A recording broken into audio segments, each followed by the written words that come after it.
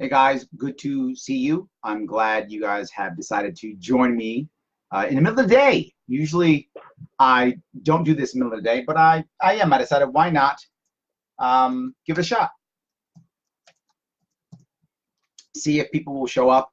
See if people will want to talk in the middle of the day. It does happen sometimes. Plus, today is my birthday, so I thought maybe I would decide to shift this to the daytime so that at night I can spend some time with my family, friends, things like that, do some of those things. So I want to talk to you about the show, The Sharpe Way in general. The thing I really want to bring up is The Sharpe Way is going to be very different. It's different because it's going to be interactive, which most of these shows aren't. Many of them have guests or they have two guys talking, which is great. But if you've seen what I've done in the past, I've spent most of my time doing things off the cuff. When I campaign the entire campaign with no notes, just taking things off the cuff, taking questions off the cuff, and I want to keep doing that. I want to keep doing things off the cuff so that people know that what they're getting is me. What they're getting is the truth. What they're getting is honesty. That's why I want to do it that way. I want real talk with real issues and real concerns. Well, I'm not against the two guys talking with the guests, and I will sometimes have two guys talking and sometimes have a guest. I'll also have people calling in. I'll also have people typing in. I want this to be far more interactive than the other things that are often done, or the things you often see me do, where it's just me talking to a crowd or me talking to you. Now it's us going together, and also it allows you to kind of control more of the flow, right? When you're calling in, you control more of the flow, which means kind of anything can happen, which should give it more of an excitement, which should give it more of a realistic feeling to it. It should make it a much, much better show. That's the hope behind it. That's why it should be special. That's why I hope you'll enjoy it. That's why I hope you'll watch it and share it and help it grow. But there's something else here. When most people talk, whether it's politics or whether it's business or personal, whatever it is rare they talk about actual issues. Most of the time they talk about platitudes or things up here. If you ever watch a politician talk, they always talk about, we got to do this and we got to do that. But they never talk about how or who it affects or anything like that. I was the only guy talking about that. I will keep talking about that. When it's personal issues, people say things like, well, he's a bad guy or she's a bad person or things like that. They won't tell you, how's that actually going to affect the people around you? And what are you actually trying to achieve? When it comes to business, they'll say things like, you got to make more money or something like that, or be yourself or whatever they say. But they won't give you actual details into what it actually means to make that happen, what it actually means to be a business owner. They won't talk to you about things like that.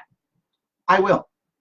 And if you see me do it, you know I do it often. It's what I do. I'm not afraid to take on any idea, any topic, business, personal, politics, culture, it doesn't matter.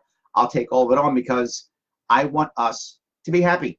I want us to respect each other and love each other and to be better as humans, as Americans, as New Yorkers, as whatever, as just people. That's what I'm trying to achieve. And I think you often don't see that. You see people simply taking a side and fighting, people preaching to the choir, people yelling back and forth and doing all those types of things, right? Sandra asked, can we have Deborah Altman and Rich Patel discuss mandates? Yes. That's exactly what I'm talking about. Things like that. I won't just say things like, mandates bad, which they are, but that's not good enough, right? We need to talk about how they actually affect people. And something else, though. Something to remember. The average person who believes in state mandates is not a bad person. The people who are putting them in, some of them are bad people. But the average person who believes in state mandates is not a bad person. That person honestly believes that this is the right thing for them and for you. The average person believes that. So let's try to talk to that average person and get them to understand how wrong mandates are. And we can't do that by going, you're an idiot. That's not going to work. We can do that by having a conversation, showing them some respect, saying, I get why you think that. Awesome. Can we have a conversation now and talk about what's actually best for all of us? What's actually the best answer? And we can move a lot of those people. Again, some of the people at the top, we're not going to turn them. They just want power. I get that. Some of those people are bad people. Some are just lost. That's fine. but can we actually get the average person to believe, yes, we can absolutely do that. We can talk and make that happen. So Sandra, yes, of course I would have that happen. Of course I'd want that to happen, because that's part of the goal, right? If the show can be a catalyst for any positive or real change, if the show can be a springboard for someone like Deborah Altman or Rich Patel to shift up and to do bigger, better, greater things, yes, I'm happy for it to be that. Because what we often lacked, and I lacked, was having some form of press. And the advantage of this kind of press is, since I have a team behind me, we can take this press, we can chop it up, and give it back to those people, right? So if Deborah comes on my show, I hope she does, and we talk about these things, we can chop up pieces and give it to her. And she can use it so that she can, help build her own brand, help build whatever the case may be, right? I'm totally fine with that. Rich is running for office. He can go up there and help build his brand too. Good luck, Rich. Hope you do that. That'd be amazing. James asks, is it going to be a live stream show or a Joe Rogan, I assume he means Joe Rogan, style podcast format? It's going to be both. It will be live streamed. Absolutely. The hope is, and the reason why I'm not running that show today, I was hoping to run that show today, and I couldn't. It's my birthday, so I was hoping I'd run on my birthday as a birthday present to me. For those of you who said happy birthday, thank you so much. I appreciate it. The goal was, if at all possible, to have it run today. But we couldn't do it. We couldn't get all the data, and we couldn't get all the equipment all set up to make it happen. But yes, I want to live stream the show so I can take live phone calls and live emails, live texts, and just like this, right? Live messengers just like this, to answer questions, to talk, to go back and forth, to create conversation right then and there. Literally, someone calls up and says, hey, Larry, I want this. Hey, Larry, I want that. Let's talk about that. But it will be live, but it will be streamed, and it'll be similar to Joe Rogan style, right? You'll see it. You'll see us interact. You'll see it happen. It'll give you a desire or a want to be there live, but you can always listen to it as a podcast on your own or watch it as a podcast. In our best case scenario, it will stream live on Facebook, LinkedIn, Twitter, Instagram TV, and hopefully coming up here, LinkedIn Live. If it will stream on all of those, now we're rocking and rolling. So that's the goal, James, we're trying to achieve. It is something, it's a big attempt to do something different, right? There are a lot of podcasts out there, bazillions of them. But again, most of them are the two people talking or someone and a guest. I want to make this a radio show online, interactive online, desire for you to watch it live online on all formats, whatever you want, and rewatch, and cut it up and chip it up and give it to those people so that they can grow on their own, right? Little pieces they can use. I'm hoping that will happen too. So I want all of those things to happen. So yeah, and not just that, off the cuff to me is what I'm finding more and more, particularly with the younger viewers, but older viewers are also getting there. They're getting tired of the soundbite. They actually want longer conversations. They want to be able to talk to somebody and actually have an actual answer and see where they stand. And I'm hoping this will be able to do that. So thank you for that question. All right. Yes, Joe Rogan Schultz. I had a feeling. Yes, of course. So Susan, hey, Susan, good talking to you. My oldest and dear friend needs a kidney. Long story, several donor candidates have been disqualified due to meeting hypertension. I want to effectively market Facebook. I want to know, if you were me, what would you do? Yes. Look, Susan, to be clear, social media is an amazing way to get people to care. It really is. Whatever you do, if you can use a picture, maybe you and your friend hugging or something like that to show that you care about this person and it's a real person. Something to remember in general, statistics are wonderful, but if they're not connected to an analogy or connected to, an anecdote, not connected to an anecdote that makes it real, statistics kind of bounce off people's heads, just bounces off. I want you to help poor kids in this country. Show me a poor kid in that country. And I'll go, oh, you know what? I care about that kid. So Susan, I would ask you, if you're going to try to get that, either have a picture of maybe you and her together doing something fun, hugging, maybe even a picture when you guys were kids in kindergarten, if you happen to have that picture. That'd be amazing, something like that. That'll get people to actually, oh, what is that? If you can do a video of her and you talking about her problem, making it very human so people can feel a connection, that will help also. And then do the best you can to promote it and ask people to share it. Generally speaking, you see me do it always. I ask people for two things. Some people are in a position that they can give money, and some people aren't. I've been in both. So I understand sometimes you just don't have the cash to spare. So if someone needs to give cash, tell them, hey, if you can give cash, if you're in that world and you're in a position to give cash if that's where you are. Please, we love it. Here's where you give. If you can't give cash, give me some form of time. And what does that mean? Clicking like, sharing, telling people. So give people two options when you post this online. Hey, if you can give cash, here's how you give cash. If you can't, if you're not in that spot, no worries. Here's how you can help also. Can you share it? Can you like it? Can you do this other thing? Right? Can you ask other people? Can you ask two people? So do that and ask people to share it. As a general rule, Susan, people want to help. As a general rule. There's exceptions, obviously. But people usually want to help. If they care about you and you show that, very often people will either click it to like it, share it, or they'll give if they can. And if they know someone who actually give a kidney, they might actually show, hey, you were talking about helping, here we go, whatever the case may be. So Susan, I hope that was helpful. But whatever you do, use a picture of you and your friend or a video of you and your friend talking about her problem. Then give people two different things to do. Somehow giving money, if that's appropriate. That may not be appropriate here, I don't know if it is. And then second, what else to do? Like this, care about this, share, insert thing here. I hope that was helpful. So you should get on LRN. I think we're going to be on Anchor, I think is where we're going. I think we're going to Anchor. I've been on Free Talk Live like 2 or 3 times. Hopefully they'll jump on me too. I appreciate that. Thank you. So yes. What Santa bought me. Look, this is very funny, Luke. I'm odd. As I get older, I'm 51 today, by the way, guys. That's how old I am today.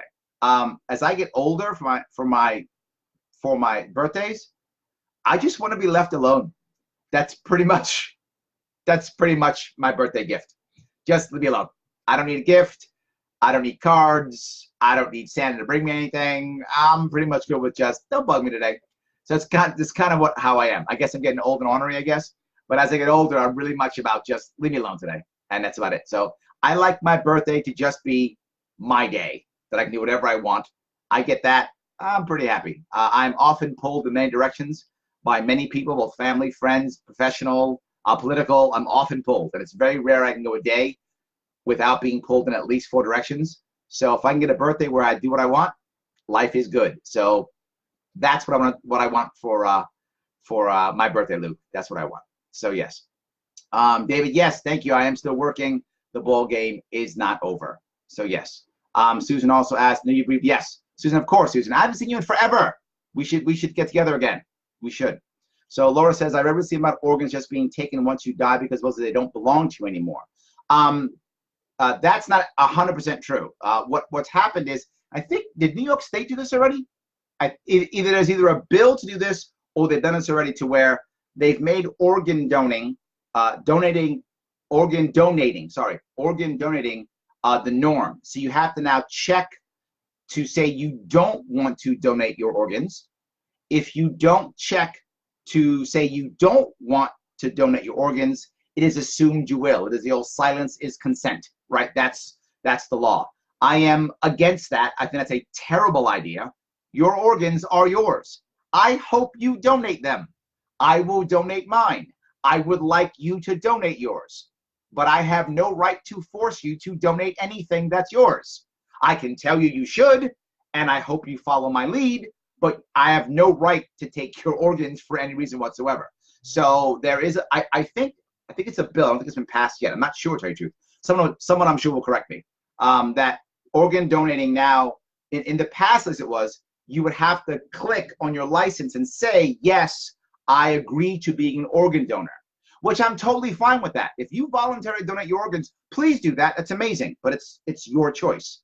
And they changed it to, you have to say, I am not an organ donor. And the problem with that is that then assumes that you give your organs up once you die, which that doesn't seem right to me. They're still mine, I guess, even though I'm dead, I guess, but I get the point. No, you should be able to say you want to donate them or not. Let me keep going. Thank you, Missy. Happy birthday. Thank you for all you do. Yes, I'm trying to chillax. Yes.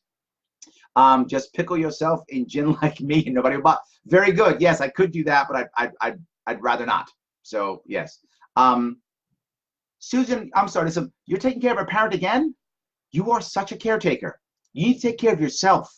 I'm sorry, guys. This is kind of off topic. I'm like talking to Susan now. But I've known Susan for many years. She is such a caretaker. She has taken care of many people in her life. Susan, please make sure you're taking care of yourself.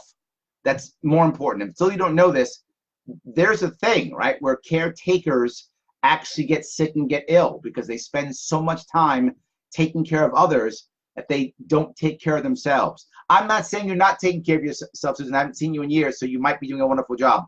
But I'm just saying, please, because I care about you and someone like you is very important, that you please do make sure you are taking care of yourself. It is very common for people who are caretakers to get sick themselves because they're ignoring themselves and instead helping others. Please keep helping others, Susan. You're amazing. But yourself too, please. So thank you. All right.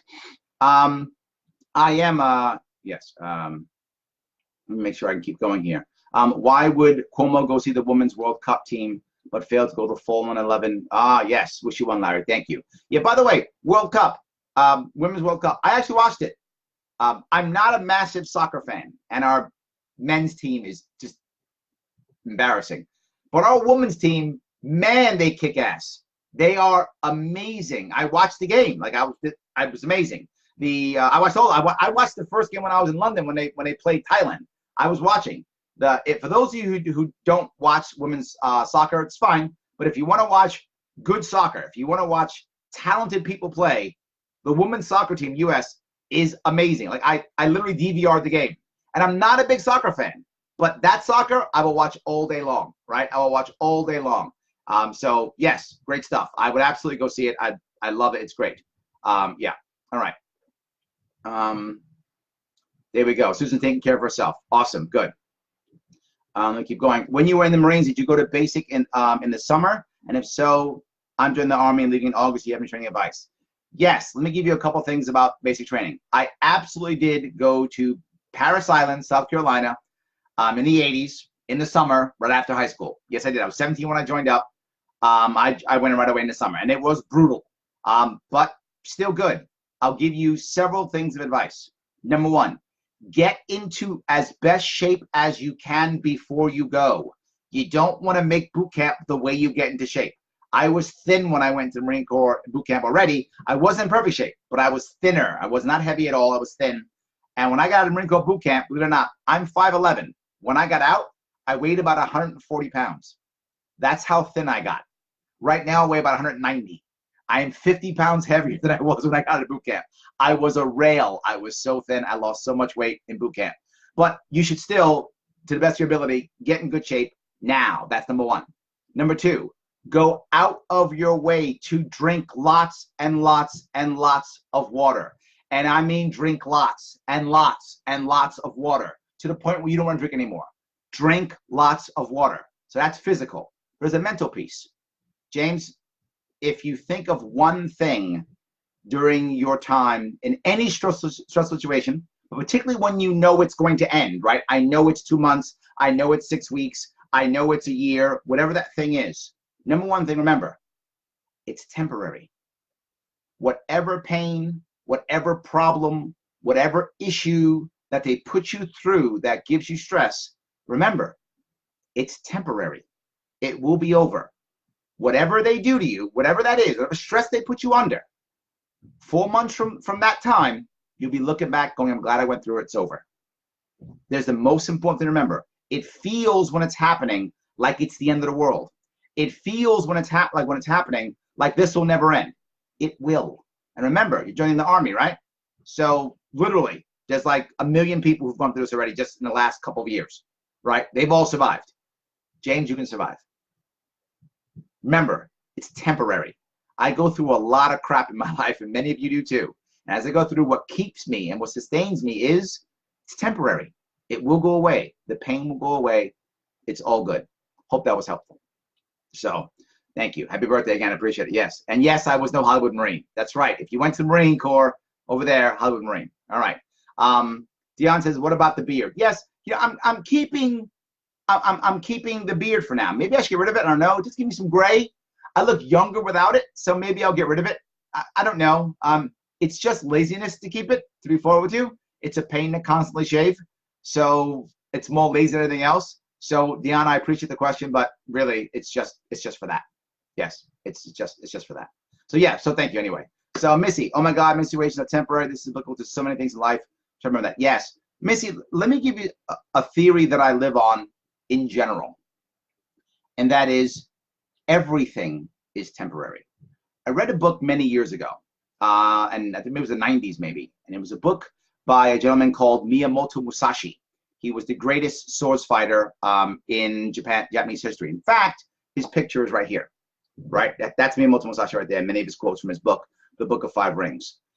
It's a book about sword fighting and Bushido, which is Bushi is the warrior, right? Or the knight of the warrior, and Do is the way. So Bushido is the way of the warrior, the way of the knight. And that's what it's about.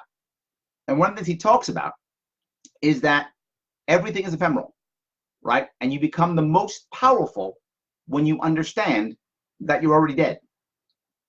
You're already dead. The war's already over. Now what's left?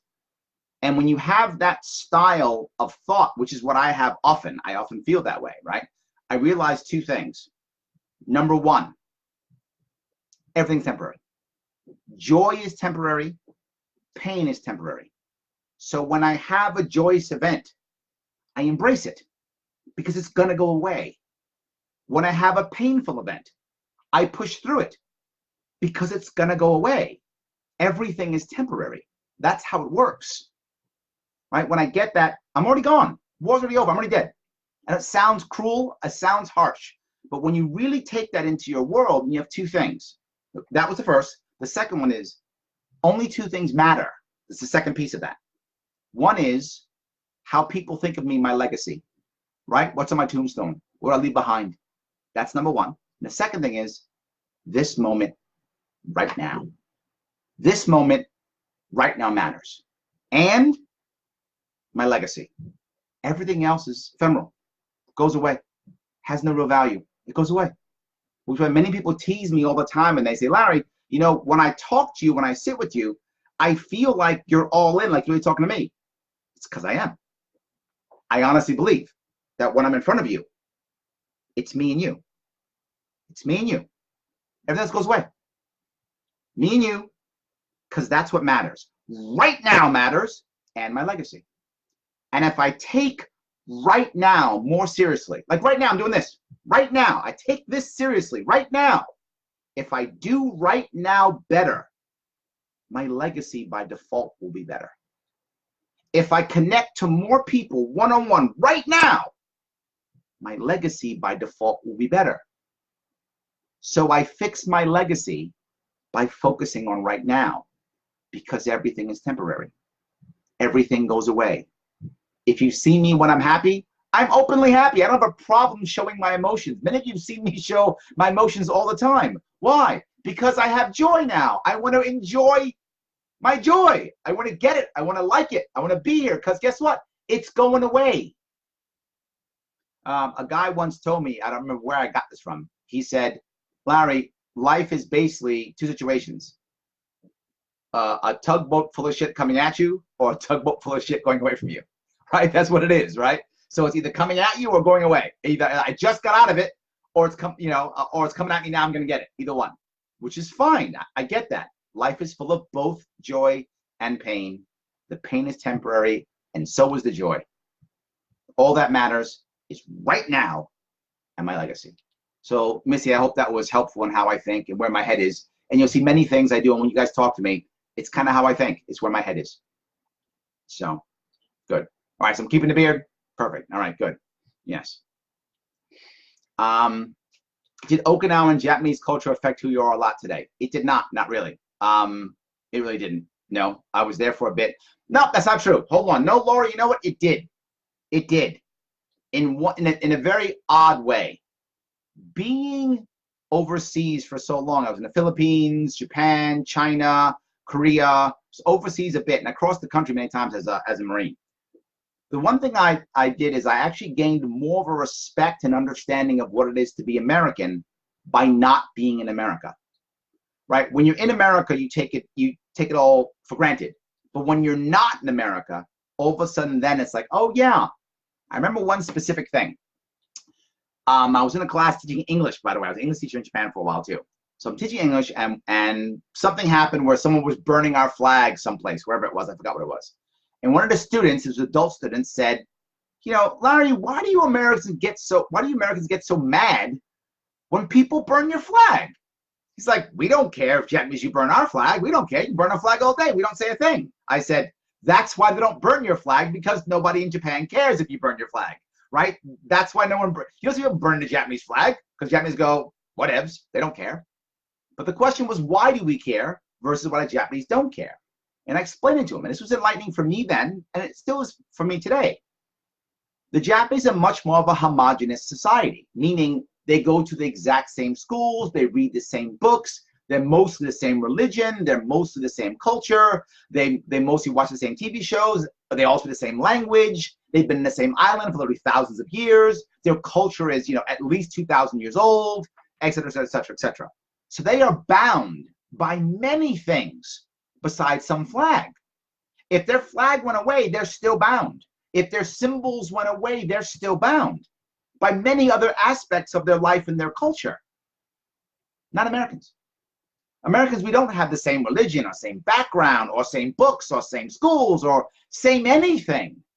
Symbols are what keep us together. Symbols and concepts and ideas, and might I even say principles, are what actually keep us together and bind us. Without those, we're not bound at all. The Japanese don't require those things. They are bound by multiple things. Many nations have that same concept of binding. We don't have that. Our symbols are critical for us. So when you attack our symbols, yeah, we get angry, because that's what it is. And for many of us, that binds us as Americans. It's very important for many of us. That's why we get so mad about our flag. And to be forward with us, most people don't get this either. It's one of the reasons why we rally behind our president so much. Many countries have a separate head of state and separate head of government, right? In the case of Japan, the head of state is their emperor, but the head of government is their prime minister. Same in Britain, the UK, right? The head of state is the queen, and the head of government is the prime minister. So when things go tough, what do people usually do? They rush to the head of state. Queen, say something. Emperor, say something to motivate us. And they punish their head of government. Their government falls, they get mad, they re-elect their prime minister. Ours are the same. Our president is the same. Both head of state and head of government. You ever notice other countries, when they have a crisis, they're scared because they know their government might fall. The prime minister might get blamed. Not us. Americans, we love crisis, because when crisis comes, we rally behind our head of state and our head of government. That's our president. So 9/11 happens, we don't blame Bush. We say, Bush, save us. That's what we do. It's human nature. It's what Americans do. But on top of that, since we aren't bound by so many things, we're also bound by the symbol that the president is. What about the office of the president? You don't find other countries saying that. They go, prime minister, he's a jerk or he's not a jerk. They don't think the office is important, but they think the office of their royalty is. Of their royalty is. And the fact that we don't have a head of state makes our president more royal than prime ministers by default. It's an American institution. It's very American. So I guess I was affected a bit by that question, by being overseas. Laura, thank you for that question. I hope that was clear on what I was thinking. All right. Yes, Missy, good. I love the sticky note. Please do that. Awesome. All right. Let me keep going here. Well, lots of thank you. I'm amazed how you remember so many people. Yes, yes, Brandon, yes. I remember a lot of people. That's one of the things I have. And the reason why I remember, this is exactly what I talked about earlier, Brandon. I do remember a lot of people. I don't always remember the name, not always, but I remember their stories. I remember who they were. Why? Because, Brandon, when I was talking to you, I was talking to you. That's why I remembered your brace. So I remembered you're a teacher. I remembered all those things. Yes, because when you and I were talking, I was actually talking to you. I was just going, yeah, I wasn't doing that. That's one thing I don't do. I talk to you or I don't. And when I talk to you, I hear you. So of course, Brandon, I remembered who you were. I remembered your arm brace. I remember you were a teacher. Of course I did. I remember many things because I'm actually talking to you. So yes. Yes, Rod, write stuff down. See, you gotta support the Sharpe Way show. You will get many cool nuggets like this. As I said, I will take on any, and I mean any topic. I'm happy to talk about it. I'm happy to keep going. It's all good. All right. Yes, we rise have yes, so true. I love that. Thank you. Yes, people remember me, I think, also the same reason, right? They remember me because I remember them. They get the connection. So I do appreciate that. All right, guys, I didn't want this to be that long. It is my birthday. I just wanted to show you what I was trying to achieve. I want this to be something that is interactive, something that is powerful, something that you will remember, something that you'll want to get behind, and you'll see it's different. It's not the same. When I have guests, we'll have deep conversations. When we have problems and issues, we'll deal with those things completely realistic and off the cuff. You'll always get the real me. I hope that's what you guys want. Please support the show. Click like on the Facebook page, like the Twitter account. Please support the show. We have a Patreon account that I'll put up there too. If you want to jump on a Patreon account and support us, you do this, we'll rock and roll. Guys, thank you so much for the time. And thank you for the happy birthdays. We'll be talking very soon.